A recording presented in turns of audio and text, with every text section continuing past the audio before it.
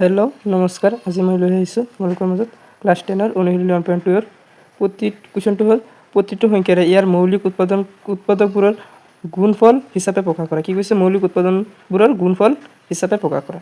আমি কি লৈছোঁ? ফাৰ্ষ্টৰটো 140, এইটো মৌলিক উৎপাদনকৰণ উলিয়াম। সলিউশ্যন লিখিলোঁ 140 উৎপাদকত ভাঙিম 140 কিহেৰে যাব?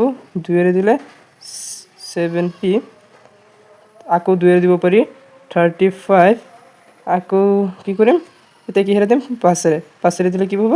7 বাৰ। আৰু যায় নাযায়, তেনেহ'লে আমি কি লিখিম ইয়াত? 2 ইনটু কিমান গৈছিল? 5 7। ইয়াত এইটো কি আকৌ কেনেকৈ লিখিব পাৰিম? 2 ইনটু 2, ইয়াক আমি কেনেকৈ লিখিব পাৰোঁ? 2 স্কুৱেৰ, মানে 2 দুটা পূৰণ হৈ আছে সেইকাৰণে লিখিছোঁ 2 স্কুৱেৰ পূৰণ 5 ইনটু 7। ইয়াৰ এনচাৰটো এইটোৱেই। এতিয়া কৰিম 2 নম্বৰটো। 2 নম্বৰটো কি দিয়া আছিল? 2 নম্বৰটো কি দিয়া আছিল? 156। সলিউশ্যন লিখিম।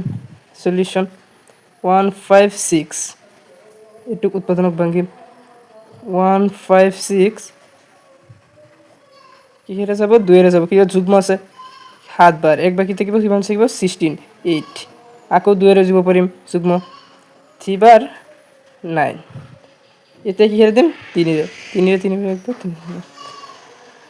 2 ইনটু 2 ইনটু 3 ইনটু 13। এইটো কেনেকৈ লিখিব পাৰি? 2 স্কুৱেৰ 3 ইনটু 13, এইটোৱেই এনচাৰ।